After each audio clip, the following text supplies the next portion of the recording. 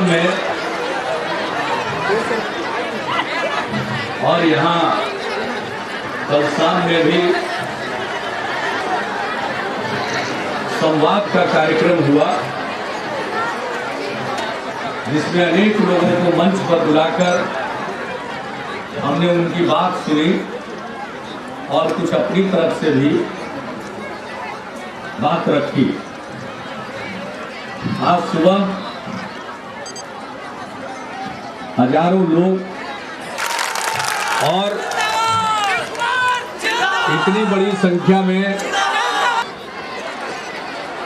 समाज के सभी सामाजिक वर्गों की हिस्सेदारी यह इस बात को प्रमाणित करती है। यात्रा को लेकर एक उत्साह का भाव पैदा हुआ और विकास यात्रा का एक मकसद है सरकार को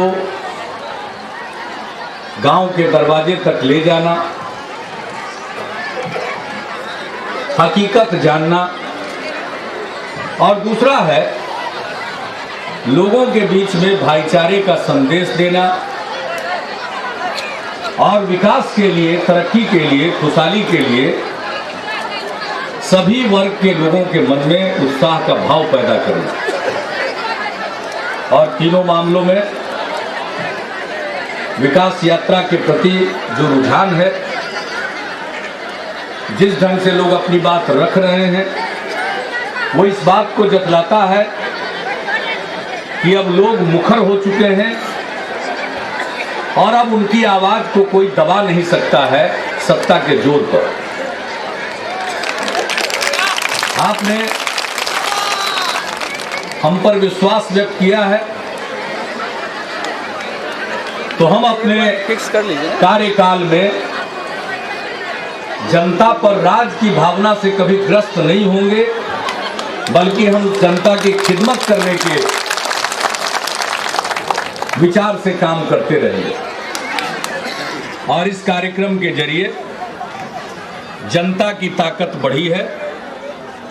सत्ता जनता के सामने, राज सत्ता लोक सत्ता के सामने नतमस्तक है। जो शिकायत होती है कि अधिकारी नहीं आते हैं, अब जब मुख्यमंत्री की विकास यात्रा चल रही है और अब मंत्रिमंडल की बैठक भी गांव में होने लगी है, तो हमारे सारे अधिकारी आपके बीच में उपस्थित होते हैं। कहीं मुख्य सचिव हैं तो आज के इस कार्यक्रम में बिहार के पुलिस महानिदेशक कहाँ है गौतम सर, आपके बीच में इस कार्यक्रम में उपस्थित। गृह विभाग के प्रधान सचिव श्री अफजल अमानुल्लाह भी आपके बीच में उपस्थित हैं। ग्रामीण विकास के सचिव श्री एस.एम. राजू, आगे बढ़ जाइए भाई, ग्रामीण विकास का काम देखते हैं। ये अगल बगल के टोला में भी हमारी तरफ से जाके चक्कर काट आए, इंदिरा आवास और नरेगा का काम देख करके आए। बैठिए।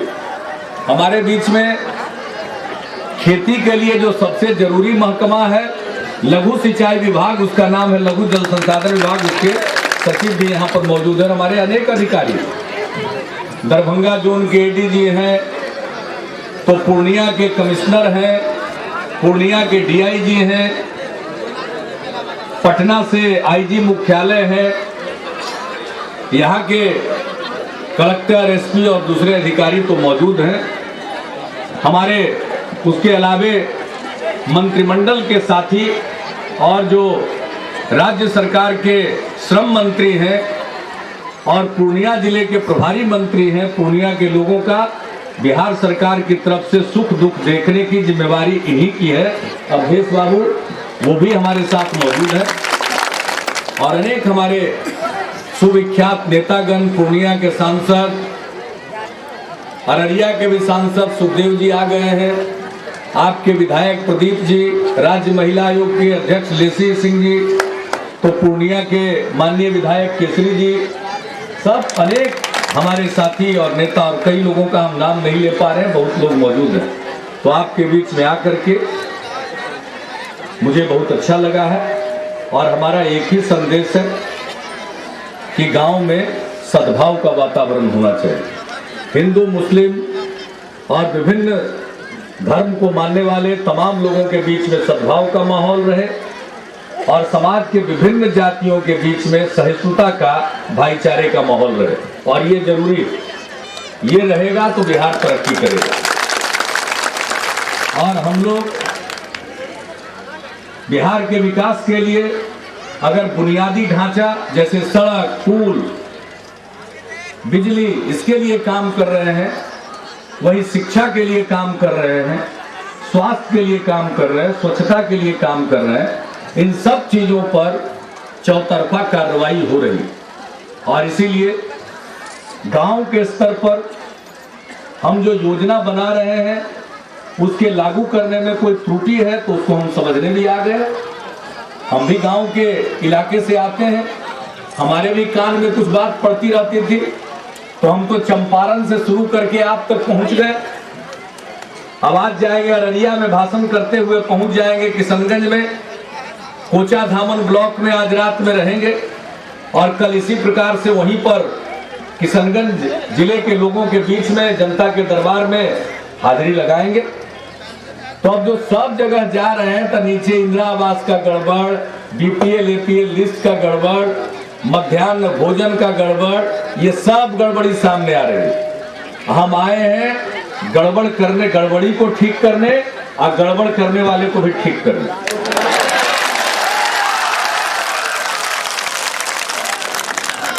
अब बिहार में एक से एक अपराधी घूमता था,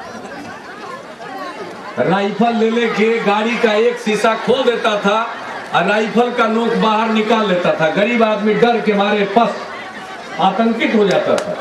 अब आजकल किसी की हिम्मत नहीं है कि इस प्रकार से किसी को आतंकित करने के लिए अपने अस्त्र शस्त्र का प्रदर्शन करे।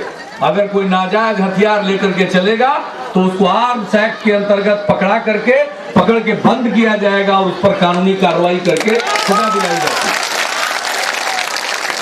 जनवरी 2006 से लेकर के जनवरी 2009 के बीच में 3 साल में 30,000 लोगों को सजा मिली और इसके चलते अपराध करने वालों का हौसला पस्त हो चुका है। उसी प्रकार से भ्रष्टाचार करने वाले को भी दुरुस्त करें।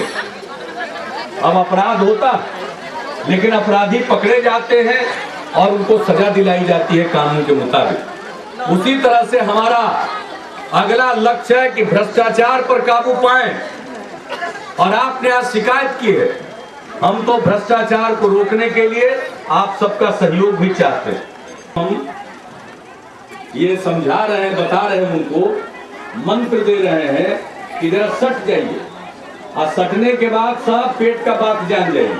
और उसके बाद कहे कि हम पकड़वाए हैं बहुत घूसखोर को दफ्तर में, छापा मरवा के। आप बड़ा सचेत हो गया सब घूस लेने वाले। अब कहीं इधर उधर चाय के दुकान पर पेड़ उड़ के नीचे नाता रिश्ता के माध्यम से कुछ कर सकता है। आप सही खबर लेकर के सूचना दीजिए और उसमें आपको देंगे हम इनाम, पकड़ा जाएगा सब। 1,000 रुपया से लेके 50,000 रुपया तक का इनाम देंगे ये भ्रष्ट लोगों को पकड़वाने पर। और अरे बैठिए ना, ये अब वो काम खत्म हो चुका, कल शाम में हो गया, आज हो गया। आप मेरा सुनिए, आपका कल से सुनते रहे, मेरा सुनने की बात, मेरे कहने की बारी। अब शांत रहिए। तो इसके बाद अगर गड़बड़ करने वाले को पकड़ने के बाद सरकार को फायदा हुआ तो जितना का फायदा होगा उसका 2% भी हम सूचना देने वालों को इनाम के रूप में देंगे। इसलिए बहनों और भाइयों, आप बोलने से खाली नहीं, आप जरा मदद कीजिए। जितना हमारे पास था सरकारी तंत्र का साधन, सूचना मिला, छापा मारा, पकड़े, अब हम इसको बड़ा अभियान का रूप देना चाहते हैं। भ्रष्टाचार के खिलाफ हमने युद्ध का ऐलान किया है और आपके बदौलत हमने युद्ध का ऐलान किया है। इसलिए आपका साथ इसमें मिलना जरूरी है। और जैसे अपराध करने वालों को स्पीडी ट्रायल के माध्यम से त्वरित विचारण के जरिए तेजी से सजा मिली है, उसी तरह से भ्रष्टाचारियों के मामले में भी सजा दिलाने के लिए हम पहल कर रहे हैं। इसलिए अब जरूरत इस बात की है कि पैसा जो हम लोग इंतजाम करके ला रहे हैं वो गरीब गुरबा के हक में खर्चा हो। अब बीच में कहीं बिचौलिया मार ले जाएगा तो वो पैसा फिर कहां से हम लोग लाएंगे। इसलिए अब ये वक्त आ गया है कि हम और आप, सरकार और जनता दोनों मिलकर के, हमारा दोनों का एक उद्देश्य है। हम भी चाहते हैं, बताइए पहले 2000 करोड़ रुपया साल में खर्चा नहीं होता था विकास के मद में, इस साल 13,500 करोड़ रुपया खर्चा होगा। हमारी सरकार बनी तो 4 महीना में ही हमने 4000 करोड़ रुपया खर्च करवाया, अगले साल 8000, उसके अगले साल 10,000 करोड़ और इस साल 13,500 करोड़ और अगले साल का हमारा लक्ष्य 16,000 करोड़ का। तो ये पैसे का इंतजाम कर रहे हैं सड़क के लिए, पुल पुलिया के लिए, गरीब आदमी के उद्धार के लिए, कल्याण के लिए, शिक्षा के लिए, अस्पताल के लिए, स्वच्छता के लिए, न कि किसी का पेट भरने के लिए। अगर कोई पेट भर रहा तो हम और आप मिल जाए तो जो पेट में पैसा रखा है उसका पेट चीर के पैसा बाहर निकलेगा। इतना आप अगर साथ दीजिएगा तो होगा। तो इसलिए बहनों और भाइयों, हम तो यही खबर लेने घूम रहे हैं, सब लोग सचेत हो जाए। गड़बड़ करने वाला ढेर दिन नहीं बचे उचेगा। अभी तो हम घूम करके उपाय कर रहे हैं, जितना समझे उतना। अब जनता के बीच में घूम रहे हैं, कहाँ कौन सा ज्ञान मिल जाए हमको कि जिसको अपना लेंगे तो पूरा रोग दूर हो जाएगा। इसलिए हम जनता के बीच में घूम रहे हैं। गांधी जी ने भी कहा था कि अगर तुम रोशनी चाहते हो तो लोगों के बीच में जाओ। हम बिहार का विकास करना चाहते हैं और इसलिए हम आपके बीच में आ गए और उसको आपके बीच में जा करके बहुत अच्छा लग रहा है। और इसके जरिए जो जनता की ताकत बढ़ रही है, तो हम सब लोग हैं 74 आंदोलन के ऊपर, जेपी आंदोलन के। हम लोगों के नेता थे लोकनायक जयप्रकाश नारायण। उस आंदोलन का नारा ही था कि राज शक्ति पर लोक शक्ति का प्रभावी अंकुश होना चाहिए।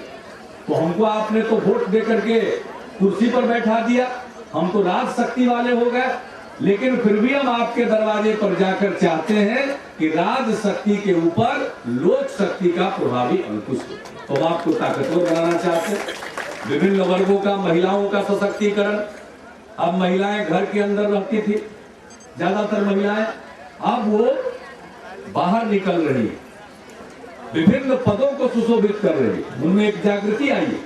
और जब महिला और पुरुष दोनों का दिमाग लगेगा तभी बिहार का और देश का विकास होगा। ये संभव नहीं है कि आधी आबादी का दिमाग लग ही नहीं रहा। तो हमको इसी चक्कर में है कि सबका दिमाग लग जाए एक साथ और बिहार बन जाए। और बिहार बनेगा। कितना खराब लगता है, बिहार के बाहर लोग मजदूरी करने के लिए जाते हैं। बिहार की मिट्टी उपजाऊ है, हमारे लोग मेहनती है, हमारी युवा पीढ़ी के लोग तेज है, मेहनती, मेधावी है, बुद्धिमान है। अगर सबकी ताकत लग जाएगी तो इसी धरती से इतना पैदा होगा और यहीं पर इतना काम होगा कि मजदूरी करने के लिए किसी को बाहर जाने की जरूरत नहीं पड़ेगी। कोई ज्यादा कमाई करने के लिए जाना चाहे, जाने के लिए स्वतंत्र है। तो वैसा बिहार बनाना चाहते हैं, इसमें सबकी ताकत लगे, एकजुटता का वातावरण हो, एकता का वातावरण हो, और वो वातावरण कायम रहेगा तो मेरा विश्वास कीजिए सुंदर बिहार का निर्माण होगा, खुशहाल बिहार का निर्माण होगा। और ऐसा बिहार बनेगा कि बिहारी कहलाना अपमान नहीं, बिहारी कहलाना शान का विषय होगा। तो उस बिहार के निर्माण में आप सबका हम आह्वान करते हैं। और यहाँ पर हम रहे हांसी बेगमपुर, यहाँ के लोगों के प्रति हम विशेष रूप से अपनी कृतज्ञता प्रकट करते हैं। और हम इस गांव में रहे हैं, इसलिए यहाँ के बुनियादी सुविधाओं के बारे में मैंने तमाम पदाधिकारियों को निर्देश दे दिया है और उन सब चीजों का विकास किया जाएगा। तो इन्हीं शब्दों के साथ, क्योंकि अभी हमको अररिया जाना है, उसके बाद कोचा धामन प्रखंड में कहीं पहुंचना है, तो अब मेरा यहाँ का समय पूरा हो चुका है। अब इसके बाद हम आप सब लोगों को धन्यवाद देते हैं और आगे जाने की हम आप सबसे इजाजत चाहते हैं। इन्हीं शब्दों के साथ आपको इकट्ठे प्रणाम, सलाम, बहुत बहुत धन्यवाद। जय हिंद।